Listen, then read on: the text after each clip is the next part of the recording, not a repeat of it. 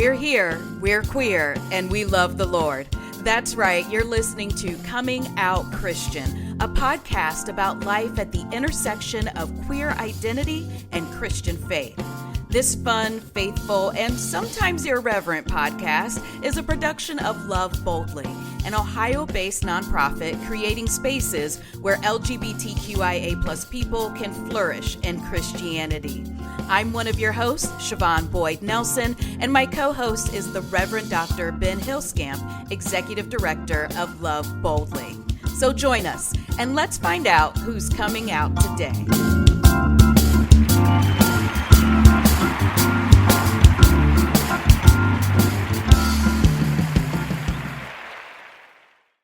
Well, hello there, Reverend Dr. Ben. How are you today? I'm doing well, and how are you, Siobhan? I'm doing great. Happy Pride. Here we Happy Pride. are, day 15. How you feeling? How's it going? I'm feeling good. I'm feeling good. Now, of course, we're recording this episode in April, so I'm hoping that on Sunday the 15th, I am feeling good during Pride. But when this episode airs, we will have just finished Columbus Pride. This will be the Sunday of Columbus Pride weekend. So we will have done a number of events during the week, and then we'll have been at Pride for essentially 2 days. So hopefully I'm still doing well. I hope we're all doing well at that point. I imagine we will all be very tired though. Absolutely. And I hope that we have made tons of new friends at that Pride Festival and that perhaps this is your first episode. So if you met Love Boldly at Pride 2025, welcome. Thank you so much for trying out the podcast, for joining us today. And I am with you, Ben. I am just going to speak a blessing over my life now, today, that on June 15th, I will still be capable of movement. Okay, I will have survived that initial gauntlet of the first half of June, and will have loved every moment of it. All right, let's welcome our guest and see how they think they're going to be doing on June 15th, and what they're usually doing and how their Pride Month usually goes, and whether or not they think they will have drunk enough water at this point in the month. Our guest today is Hank Osmundson, who uses he, him pronouns. Hank is a native of Virginia, grew up in the Southern Baptist Church, and came out as gay while attending a Southern Baptist college in Mississippi. He spent the next 20 years rebuilding the connection between his faith and sexuality, and found a home in the United Church of Christ through Altadena Community Church, which became world famous in January of this year when it was lost in the Eaton Canyon wildfire in California.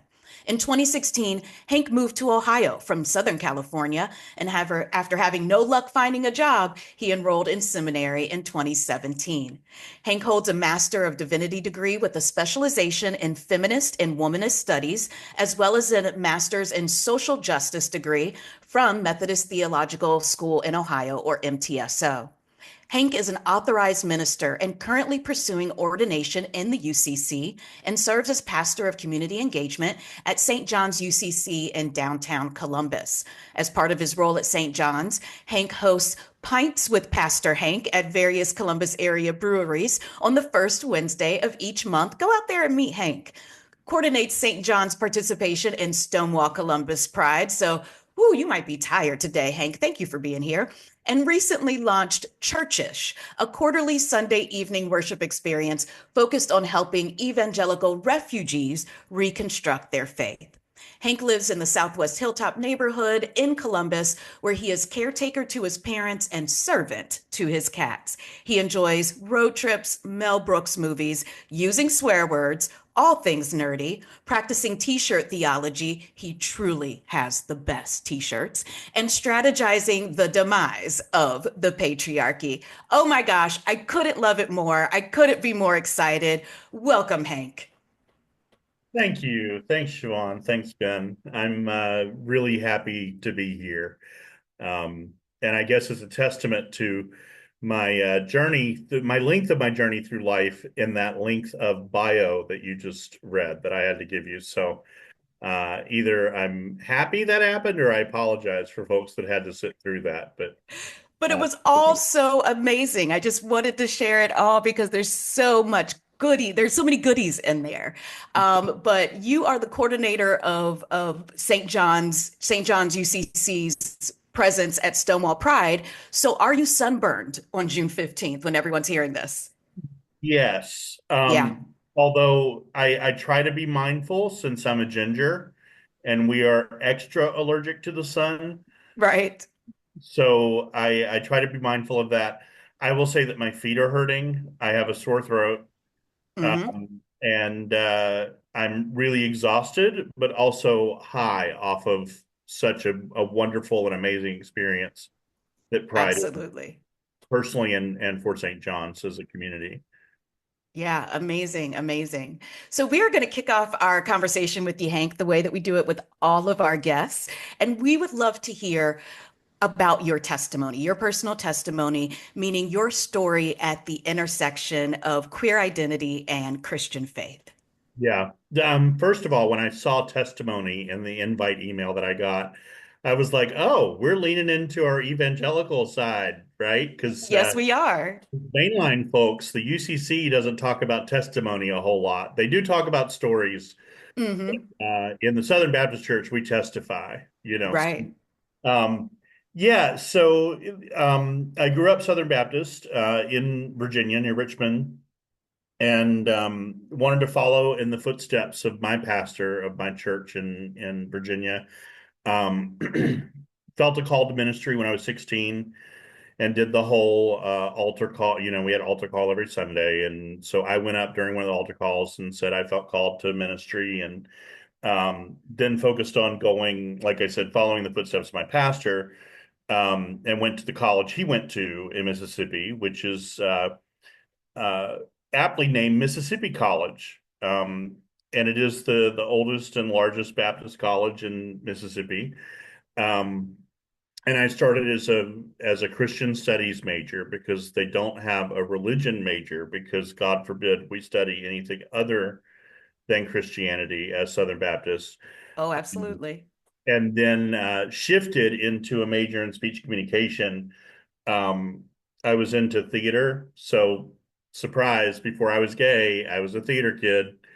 And so I got a degree in speech communication with a minor in secondary ed, and figured that'd be better than going Christian studies and then going to seminary and doing more of the theological stuff. You know, why not do something practical?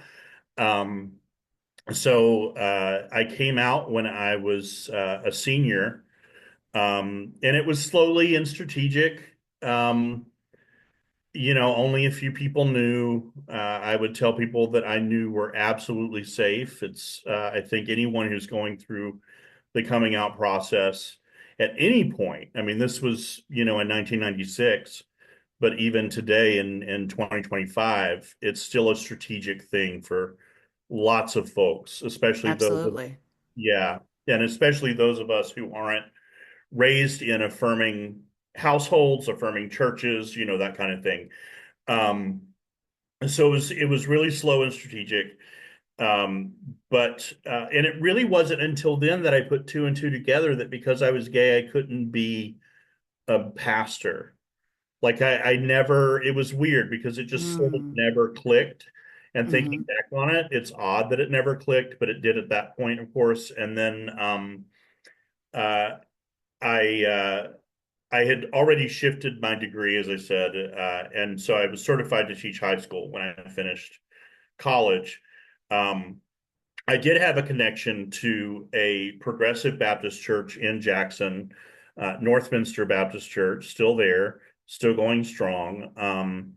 We called it an Episcopal Baptist church because they follow the liturgical calendar, which was an introduction for me, but it was the first church where we used multiple pronouns or female pronouns for God, and that was a big deal, you know, and other Baptists in Mississippi were not happy with Northminster with the stuff that they did, but they have a history of doing some bold and ecumenical things and interfaith things. So I was glad to have that even in the midst. I think that really helped the coming out journey actually, and helped me to deconstruct before I even came out and had to deal with that drama. Um, And so I taught high school for 4 years, 2 years in Mississippi, 2 years in Virginia, of course, drama, because, what else?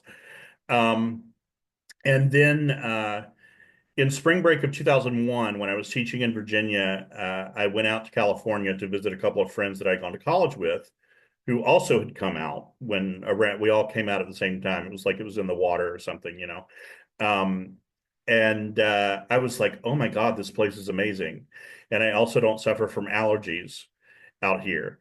So I went back home and then I was like, I think I'm going to move. So I decided to quit my job at the end of the year, not renew my contract. I sold most of what I owned. I packed my car up and I drove to California.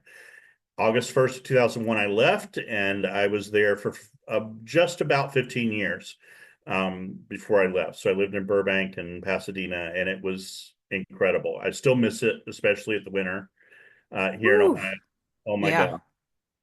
And I remind my parents how fortunate they are that they're good people, and that's why I'm here. And I didn't just abandon them to the winter of the Midwest while I'm enjoying the sunshine in Southern California, because if they were total a-holes, I'd have stayed out there and been like, no, you can fend for yourself, and my brother can help more than he does. So I'm here. But out in LA, it was great. It was really solidified, I think, my personal need for a multicultural mosaic around me. Growing up in Virginia and living in Mississippi, it's all very black and white, literally, and literally separate black and white, because it's a holdover from segregation and a holdover from all of that stuff.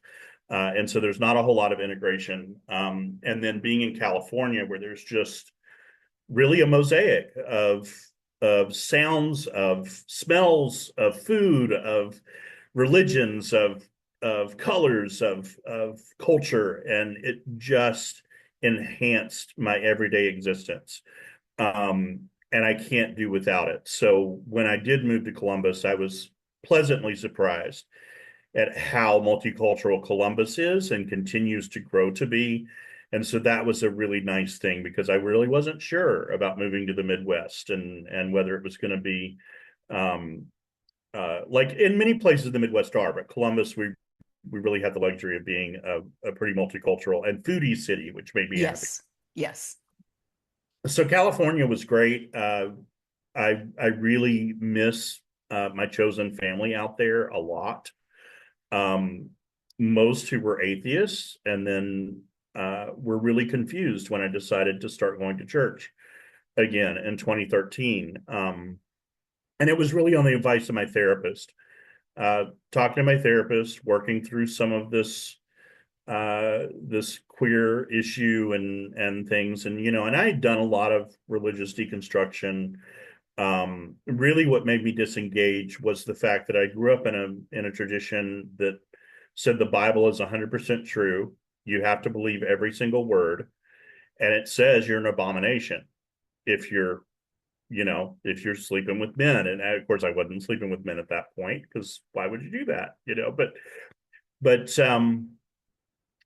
but I was like, but the Bible can't be 100% true and me also be 100% who I know I am to be as a gay man.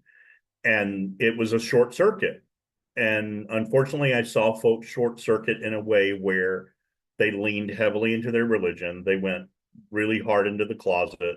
A lot of them became really publicly homophobic ministers, because they just couldn't deal with that. And so when I reconnected with church, and coming from a space where everything was sort of dictated, and everything's black and white, right and wrong, and there are no shades of gray.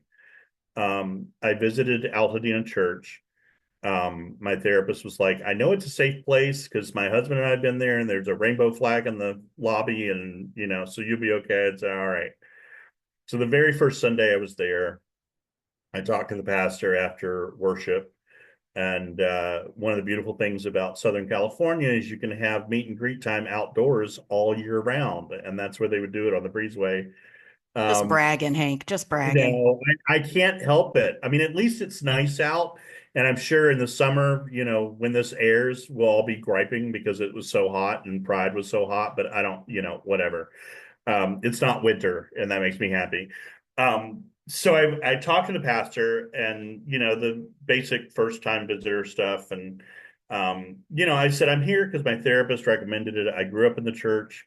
But I really don't know if I even believe in God. I have more questions than anything. Um, but I do need community, and Christianity is familiar to me. The mode of worship is familiar to me. And so, from a social aspect, it fits, right? And he said, well, you're not going to find any answers here. And I was like, what?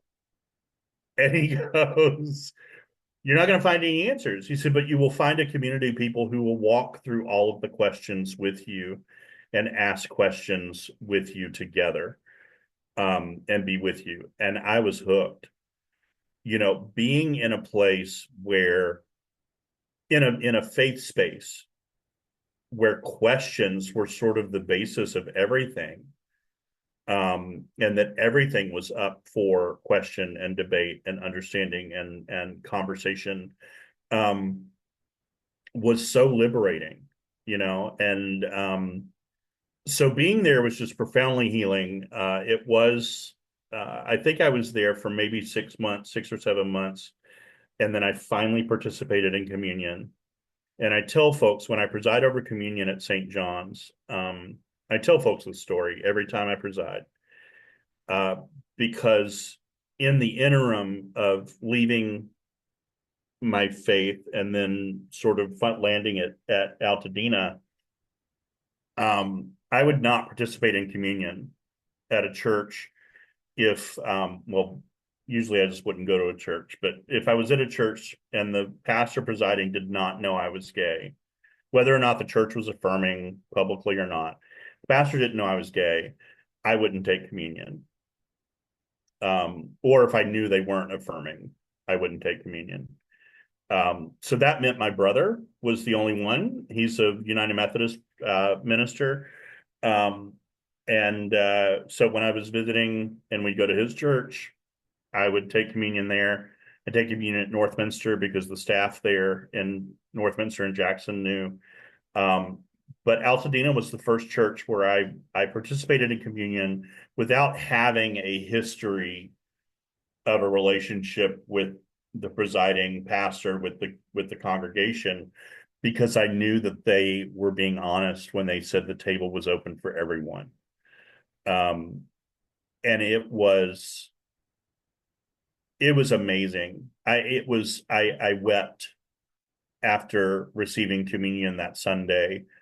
Um, and it's important to me, like I said, when I preside over communion, I share that little mini testimony because I want people to know that no matter what folks have said, no matter um, what you've been told or what you've been led to believe, that it is evident, beyond evident, that Jesus never, ever turned anyone away from the table.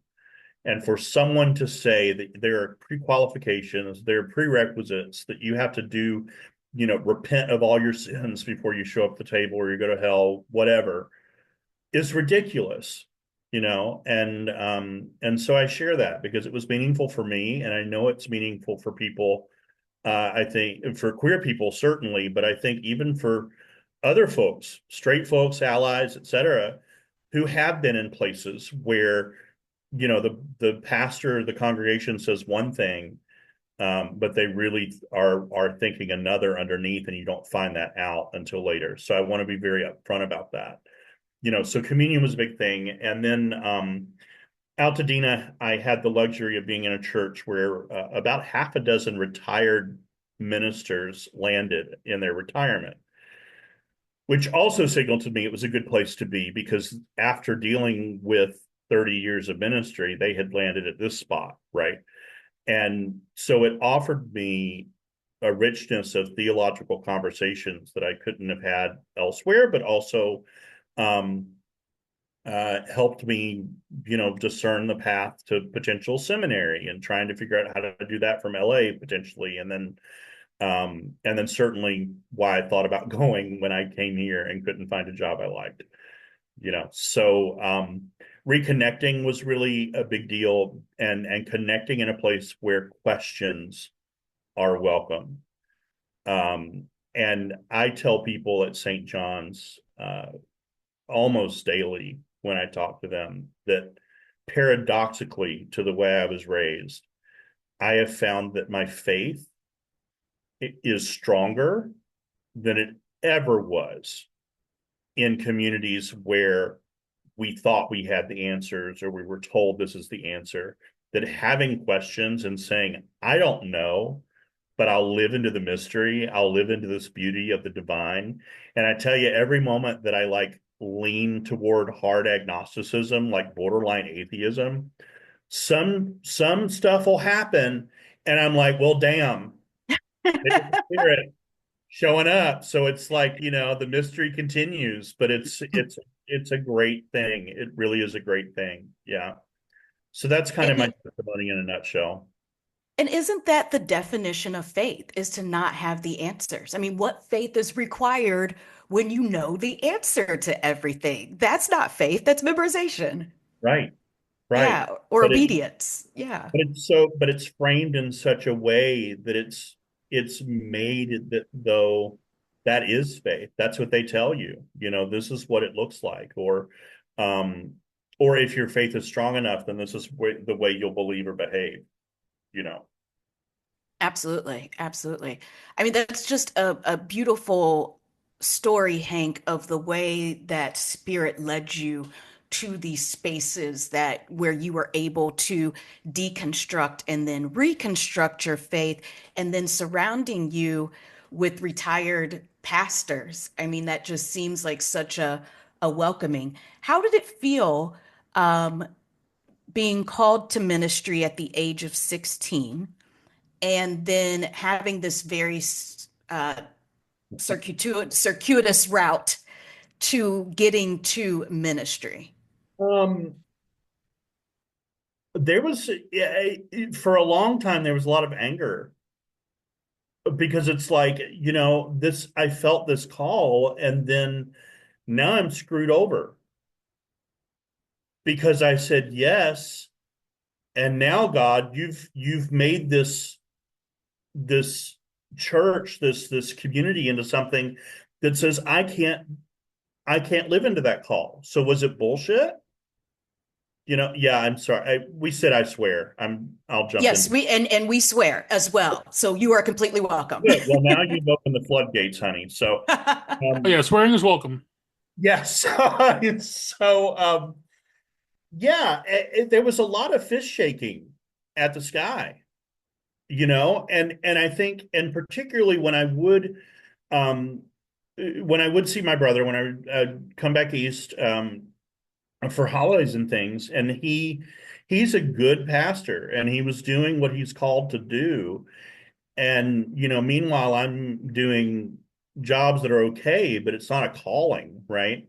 And I was like, man, that would be such a great thing. And so it really was frustrating for a long time. And then, but again, I will say, um, and this is hearkening back to evangelical language that I'm reclaiming actually. But we talk about God's timing and the spirit. And looking back over the last 20 years, 25 years, um, I don't know that I would be in the same place. Well, I know I wouldn't be in the same place, but I don't know I would be in the same place to minister in the ways that I do had I not had that journey. Um, I think that the 20 years of deconstruction, I know helped me with seminary because I didn't have to go through the deconstruction when I was there. I was a sponge ready to soak that stuff up. I wasn't crying in the bathroom because my professor had destroyed my entire view of church history and the divine Right. and things like that. Yeah. So really, we talk about Kairos time, the God's time, right? And so now that I'm 50, I will be ordained hopefully this time next year, so I'll be 51 and finally have the reverend. And the whole goal is to be able to smite people, and that's the reason I want the rev in front of my name. Um, because pastors can't smite like reverends can. So that's the whole goal, because the pettiness is one of my spiritual gifts, I tell people. So I'm waiting. Oh my goodness. Ben did not tell me that, Reverend Dr. Ben. You did not tell me that the Reverend gives you the power to smite. Oh yeah, there's a cape and all. Oh Yeah, my goodness. Oh, goodness gracious. yeah, and Um, some are not. Ben's more humble and less petty than me, I think, maybe. And so he can secretly smite people. I'm just public about it. I'm like, y'all watch out, because once I'm a reverend, the smiting will begin. oh my, I cannot wait, especially with you destroying the patriarchy. I'm pretty sure that's what the smiting is going to be used Yeah, for yeah, in the yeah. destruction of the patriarchy. Amazing. Um, and then I had one more question, and then I promise I'll let Ben ask a question. But, kind of the focus of this podcast is what it feels like to come out Christian in queer spaces, because that is a thing. We always talk about, with those of us who are queer identified, we have to come out to society with that queer identity.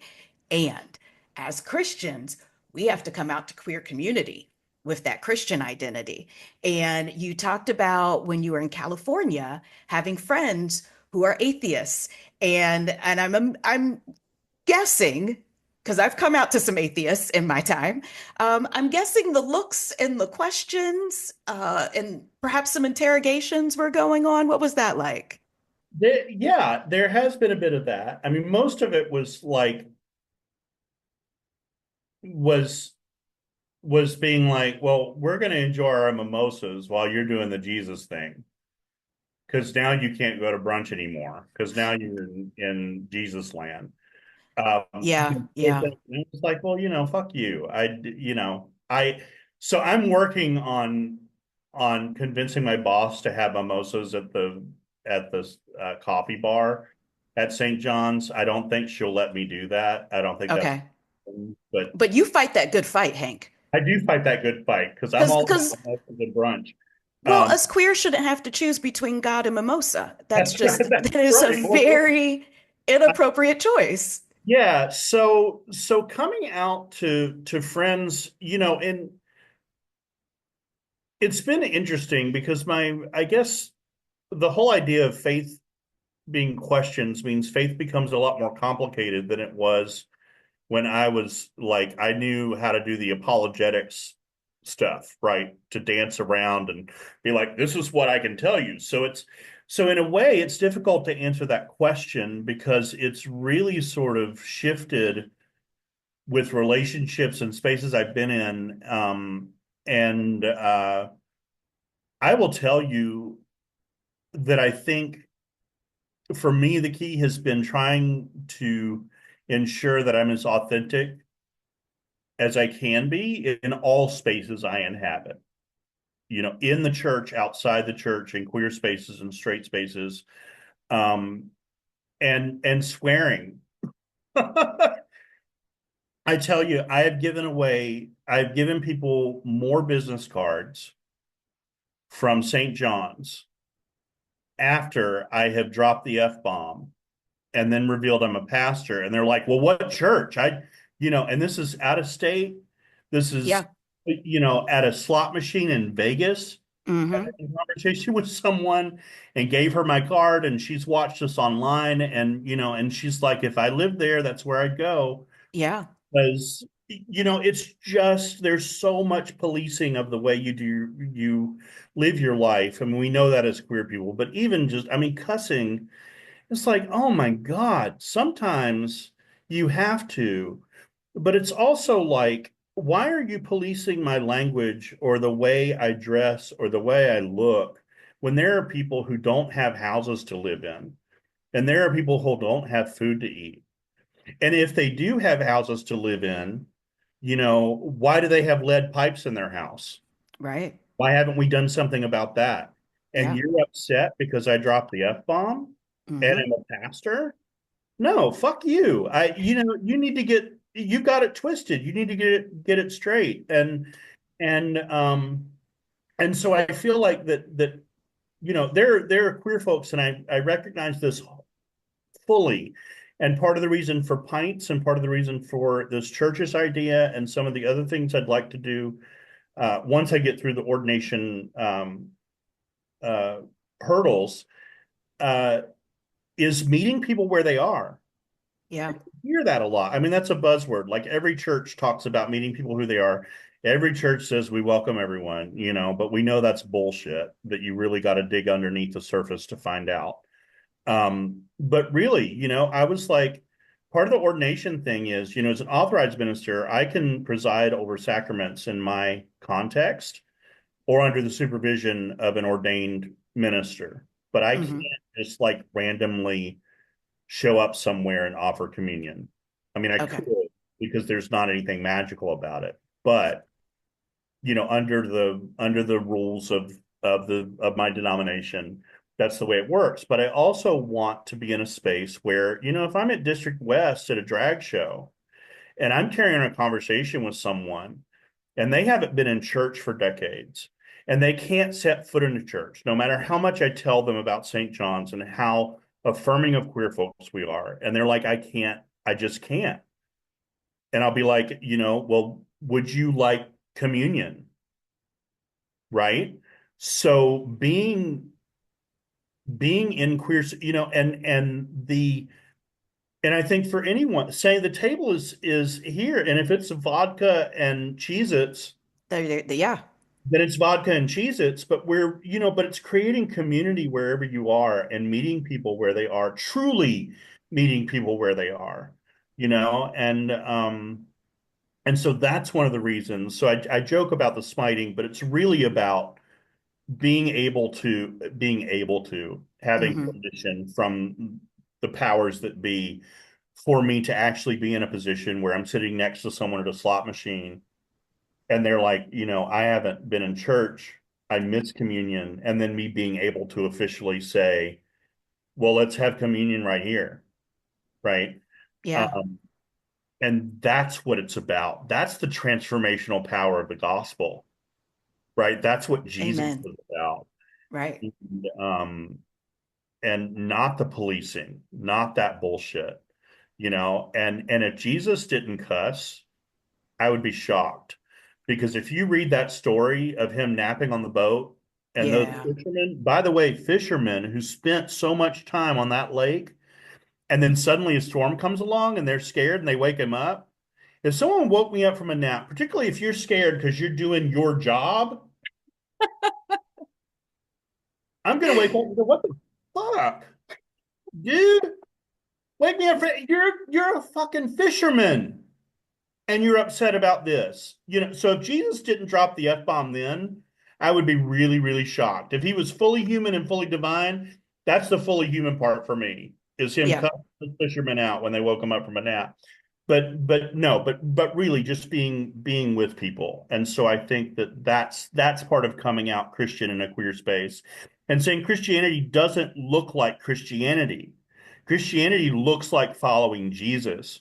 Yes. Happened is, and part of the conversation is the word Christianity and Christian, is it something that's redeemable because it's been so hijacked and so twisted, particularly in Western Christianity and specifically in American Christianity?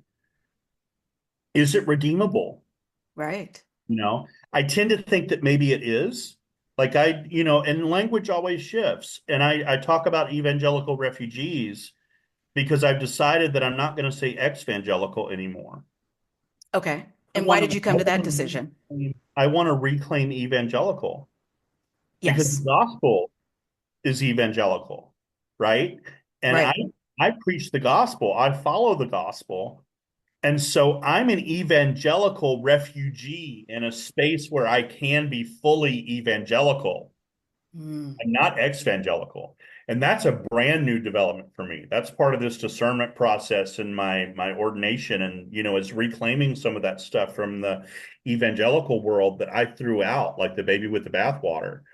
But now reclaiming a lot of that, and we're seeing that um, St. John's is helping with it. We have this amazing blend of people who are lifelong mainliners, and then folks who are evangelical refugees, and they're learning from each other. There's language that they're learning from each other. Mainliners don't speak testimony in spirit. No, they Evangelicals don't. speak testimony in spirit. And we are seeing our mainliners in St. John's community begin to talk about feeling the Holy Spirit. Like knowing that that's what it was, but they didn't have the words for it before because it wasn't part of their experience. And so and then I had a conversation recently with someone who's a retired mainline pastor who says, I really he's like, it confuses me when folks talk about being worthy, because in church we were always considered worthy.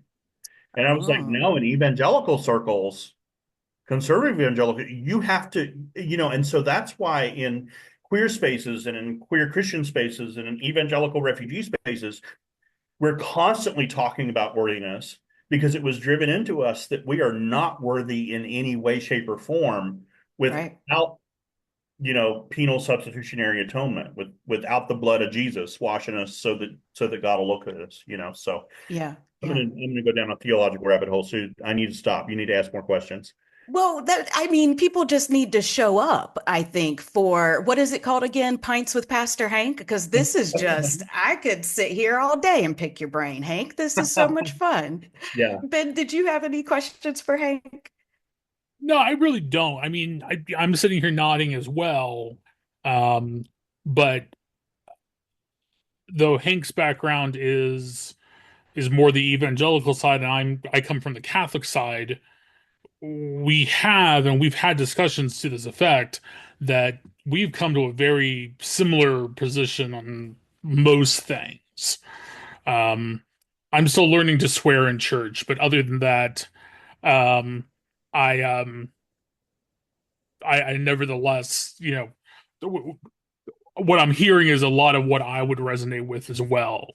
Um, but I do think it's interesting, Hank, you're talking about that evangelical refugees, evangelical baggage that and how we import that into mainline churches, but also into more progressive churches.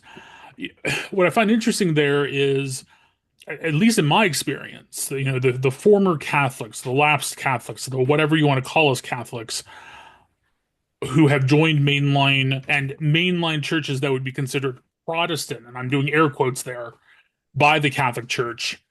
Um, Many of us, almost to a person, I think, continue to say, "Hey, we are culturally Catholic. We are." There is something about having been raised as a Roman Catholic that we will never be able to shake. It doesn't matter what it is. For a bad example, perhaps, talking to Catholics who love their mainline, love their UCC church, for instance, but when the one Sunday comes around where it's the little glass of grape juice and the little piece of something, and thinking, no, this doesn't feel like communion to me. Um, Not because our theology says it's not communion, not because our practice says that communion must be under the same, the Vatican II, wording that we all grew up with, but just that the experience, there's something about it that's like, no, this hurts my Catholic heart, even though, in all other ways, I'm not Catholic anymore. So I'm glad to hear, I'm really glad to hear that that is an experience that evangelical or former evangelicals or whatever word we want to use are also experiencing. Um, because at some level, it is hard to shake things that you grew up with. I am just now in my own life and at my own age getting to the point where I have been outside of the Catholic Church for almost as long as I was growing up in the Catholic Church. I'm young enough still that that's only kind of balancing out yet. Um, it's hard to shake that much history. Um, so no, I just want to say I resonate with so much of what you're saying, and I'm glad that that's happening for folks from the evangelical side of the church. Yeah, and I think Ben, what you're talking about, that culture of Christianity. Actually, a friend of mine, my hairdresser, just said that last week, was that despite not going to church for years, they are, because they were not attending a Black church that was affirming, but they are still culturally Christian, right? Mhm. There are still things in their life that they gravitate to that are part of the church, that even though they're not a church member or an active church goer, they still seek that out as part of their life. So yeah, I think that that's something across the board for us, for those of us who grew up in the church. There's part of that culture that we just don't shake. Yeah, there's culture and there's the need for social connection, and so I tell a lot of people that, and it's true that living in Los Angeles, I had my pick of any religion I wanted, and I went back into Christianity and it was familiar. Now, a lot of the mainline hymns are not the same as the evangelical hymns, thank God. Although some they could use in the main line, and we're trying to work some of that stuff into St. John's.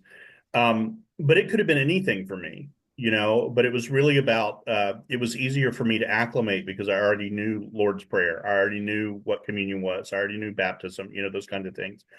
Um, but it's about community. And shortly before I moved from California, there was and I think it's still going on, and there have been some articles about it. But there was a group of atheists that started meeting on Sunday morning in Pasadena. I think the group in San Diego before I left too. It had just started, and I was like, "Well, now y'all do it, right?" When I bit the Christian hook again, and all Jesus all the time, and now the atheists are doing it, and y'all have mimosas for God's sake. But they were having Sunday meetings where it really was just a gathering of people to talk about how to make the world a better place. And at the heart of Christianity, that's what the gospel is. How do we make the world a better place? And I tell you, one of the biggest shifts in my personal theology that's made a difference is understanding that the kingdom of God is here and now, not Yes. the mansion in heaven. Nope. It is not the mansion in heaven, because that always gave us the excuse of, well, we just got to get the homeless people saved, Mm-hmm. to get them housed, because Then they'll Jesus got just, a house for them, right? exactly. Why worry about the And house here on earth when Jesus got it covered? yeah, and why take care of creation and the world around us when it's all going to be destroyed anyway, you know? Yep. And so it's those kind, and so the shift into thinking from an individualistic Christianity, which is very American evangelical, individual salvation, et cetera, um, into a communal experience and to Mm-hmm. experience a community and understanding that we are called to be co-creators with God in making the kingdom of God here on earth. And that's why Jesus was executed. He Right. was executed because that's what he was doing. That And he wasn't following the religious leaders and the political leaders. He was saying, these are the people who matter. And we see that reflected, I think, more than any time in history right now in our yeah. country. Um, but that's why we have to keep going. But I tell you, I feel more liberated than I ever have in my entire life. I really do. That's beautiful. We Yeah. love that. And so many, I mean, yet again, Ben, we are hearing here on Coming Out Christian, and yet my faith persists. And I am finding joy in that faith and in community and love. And I am seeking out a path of love. I mean, so many of our guests have said that despite what they've been through. Yeah. And have actually said, hey, what I've been through is part of that story and is part of that becoming. Well, this has been an amazing conversation, Hank. I could talk to you for hours, I think, because then you went into bringing the kingdom here. The kingdom is now. And my goodness, we could just sit and do that for hours. But we're going to move into our query of the day. We'll just have to have you back on so we can have way more conversation. And show But up with one. Show up for pints, have some pints. There you go, pints. I'm not much of a beer drinker, but I would come and have a beer with you. I'd nurse a beer. Okay. Well, we can do, I mean, wine, vodka, soda, whatever. It doesn't matter. Bourbon, bourbon. Yeah, we'll need to talk offline. Okay, there we I'm go. a bourbon newbie. Okay. Oh, you're just getting started. Oh, it's good times, good Right. times. So, sorry. Query of the day. I'm excited about this. Okay. So the query of the day goes back to something you said, Hank, about reclaiming evangelical language and the words that we are reclaiming. And Ben, I know that you don't necessarily have evangelical language, but you do have church language and you do have Catholic language that you grew up with. And so my question for the day is, is there a word or a phrase from your past that, you kind of threw out with the bathwater and you have reclaimed in some way as part of your faith and your practice now? Um, Male pronouns for God, Please because say more. Please say more. I threw those out. I was like, no, God's not male. God's not female. God is God, so let's not use any pronouns whatsoever, right? But then understanding and realizing how sort of fundy that is, right? Like left-wing fundy. And then realizing, well, God is big enough for any and every pronoun.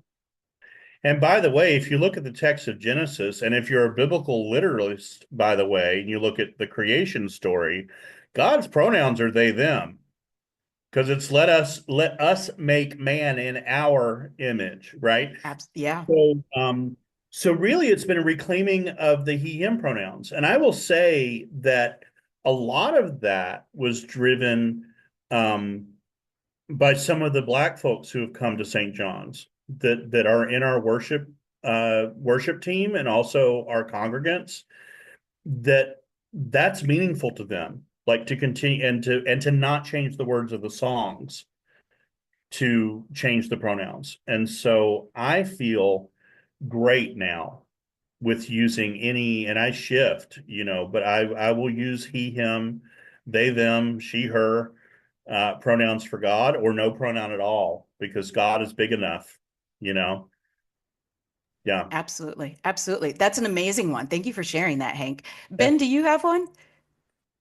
So for me, I'm going to answer this in two ways. So yes, the big one that has not so much been reclaimed, but has stayed with me, for lack of a better word, and I've definitely heard this from a lot of specifically other gay men who grew up in the Catholic Church, is the Rosary.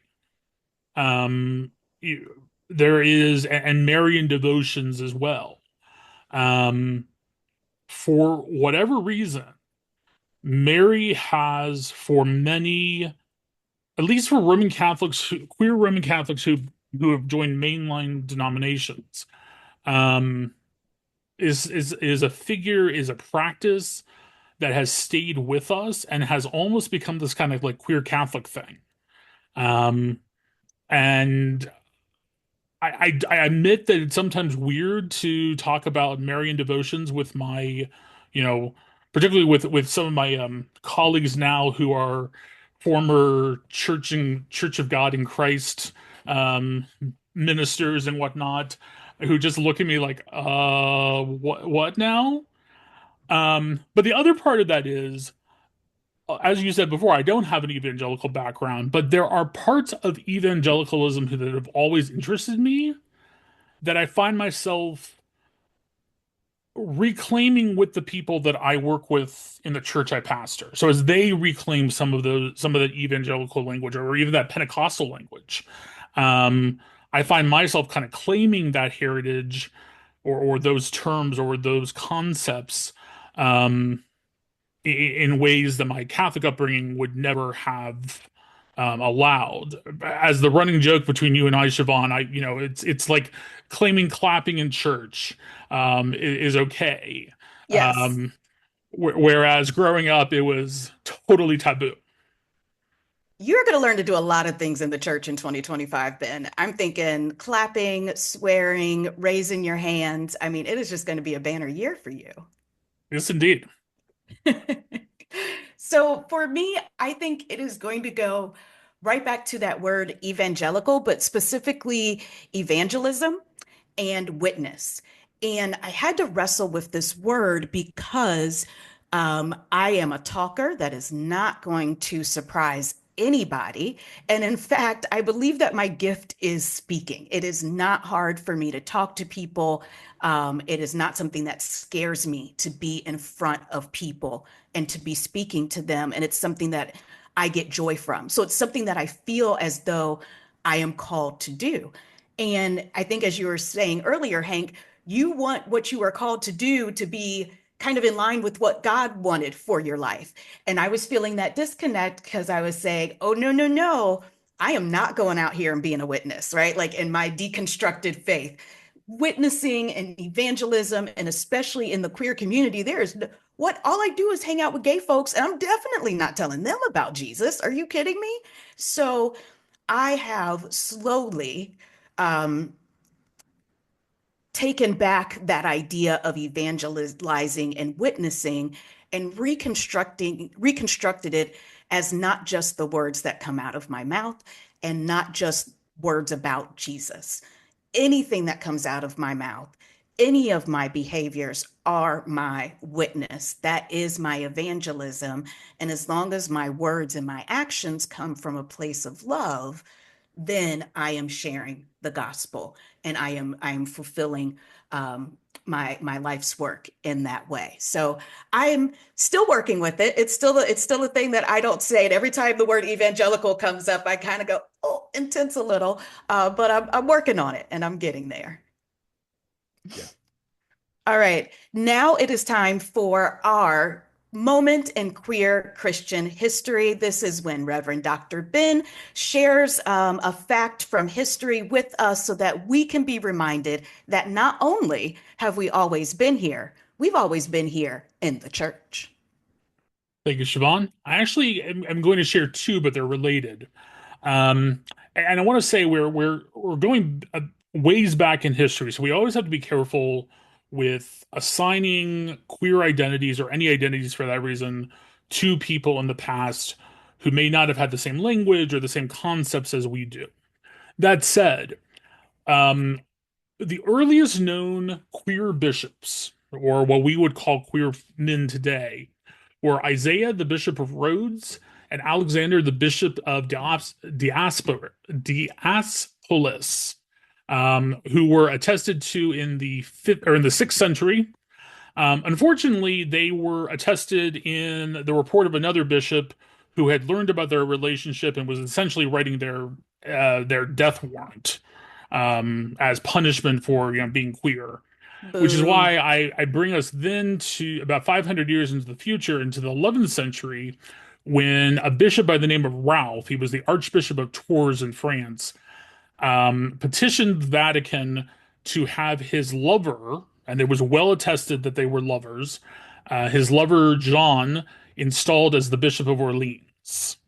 So a little bit of simony, a little bit of background manipulation, but nevertheless had his own lover installed as another bishop. Ooh, spicy, spicy there. Indeed, indeed, and even that's been going on since at least the 11th century. Oh, at least, at least. Well, thank you once again, Ben, for that amazing reminder of our history. We can never really know too much about ourselves and where we've been. Well, that brings us to the end of another amazing episode of Coming Out Christian. Thank you, Hank, for being here. It has been an amazing conversation. We will absolutely have to have you back on so that we can dig deeper into your brain and your deconstruction and reconstruction and all the wonderful things that you've got going on. Before we let you go, what would you like to promote? Would you like to share any social media, any events that are coming up here in the second half of June, or anything else you want to talk about? Yeah, so actually in June there will be a fifth Sunday, and that evening will be the second installment of Church-ish, where we cut through a lot of the church-ish to talk about things, particularly from an evangelical refugee perspective. So That will be at 6 p.m. at St. John's in our sanctuary on Sunday, whatever that last Sunday is in June. I don't have a calendar in front of me, but whatever that fifth Sunday is, that's when it is. The other will be Pints, which will be coming up the first week of July, probably the second week, because the 4th is coming up. We don't do it that week. Social media, you can follow me on Instagram. I am at SwearBear1974. That was a handle given to me by a professor in seminary because I dropped the F-bomb so much in my classes. He was like, yeah, you're just a big old swear bear. So SwearBear1974 is where I am on most of the socials everywhere. Hank Osmundson on Facebook. Feel free to DM me. Let me know if you want to go hang out for a beer or bourbon or whatever. And it doesn't have to be with pints. You can have pints with Pastor Hank anytime. We can do it one-on-one. If you're in the Columbus area, the Walrus is a great place to go. And that's my favorite downtown spot. Yeah. So, and follow St. John's Church, Columbus. So on Instagram at St. John's Church CBus. You'll find us there, and then stjohnschurchcolumbus.org on the internet. And hopefully you saw us at Pride. We are proud to be the single largest church participant in the Pride Parade. Usually about 50 to 70 people marching with us, and so say hello. And we will be tabling this year for the first time. So hopefully you saw us at the table and got to talk to me or Pastor Jenny or some other folks too. So we're excited about that. Thank you so much for having me. This is just such a wonderful experience. I love both of you so much. Siobhan, I haven't seen you in like 8 minutes at least. So I'm glad to see you again, and hopefully we can you can teach me a bit about bourbon. Oh yeah. Future. Yeah. And good to see you, Ben. Good to see you, Hank. Thank you so much. Yeah. And for folks who want to mark their calendars, that is June 29th, is that fifth Sunday in June. So yeah, if you are into talking about the ish in the church, get to churchish over there at St. John's. Hank, say hello to Pastor Jenny for me. I miss her and haven't seen her in a month of Sundays. And I hope that she and everyone over there at St. John's is doing well. So thank you again, Hank. Thank you, Reverend Dr. Ben, and thank you for listening to another episode of Coming Out Christian.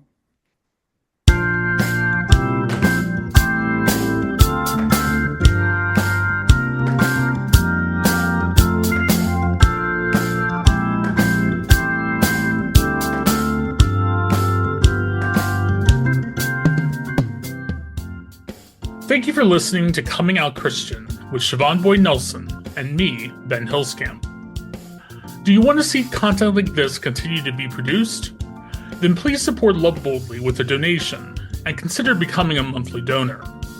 You can donate online at www.loveboldly.net/donate. Join us next time as we continue to engage with people who proudly say that we're here, we're queer, and we love the Lord.